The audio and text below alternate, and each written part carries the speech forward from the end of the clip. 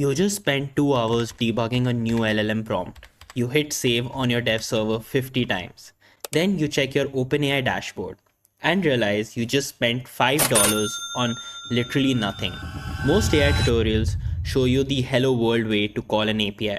But in the real world, that code is slow, it's expensive, and it's fragile.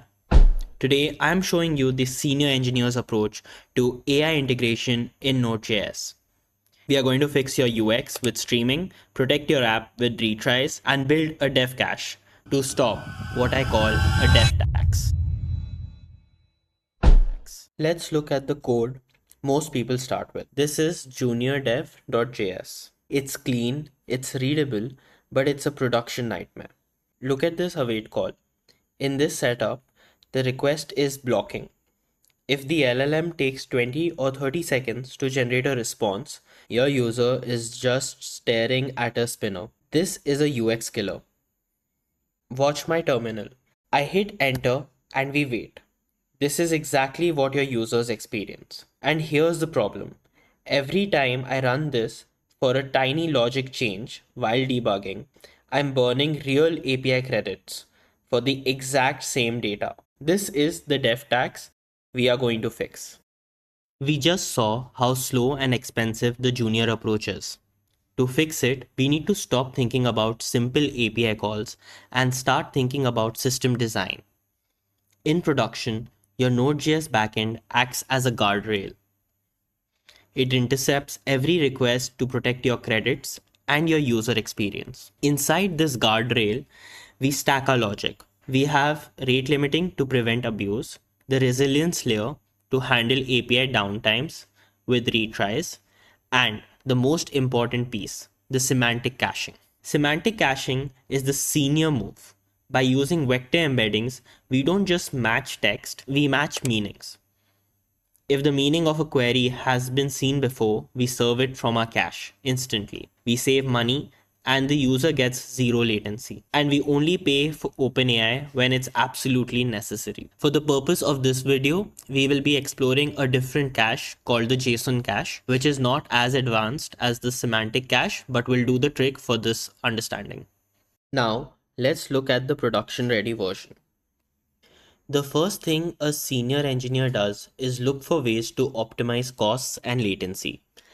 I have implemented a simple JSON based dev cache here.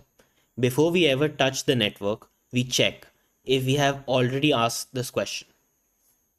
Let's run this code.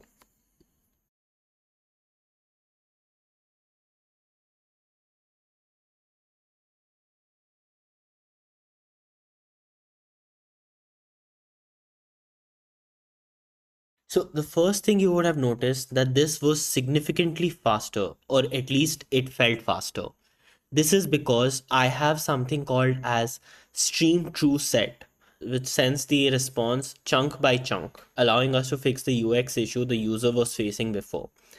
And now if I run this code again,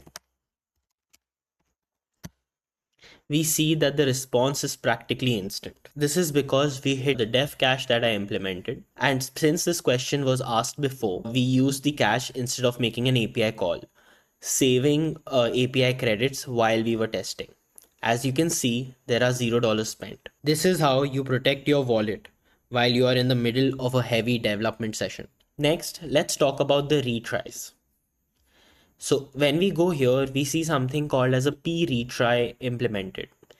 In production ready applications, we will have multiple users calling this function. And sometimes this can cause us to hit rate limits with OpenAI or any other LLM provider. So if OpenAI hits a transient error or a rate limit, the app doesn't crash. It just retries with exponential backoff. Finally, the safety net. We have added an AbortController with a 15-second timeout.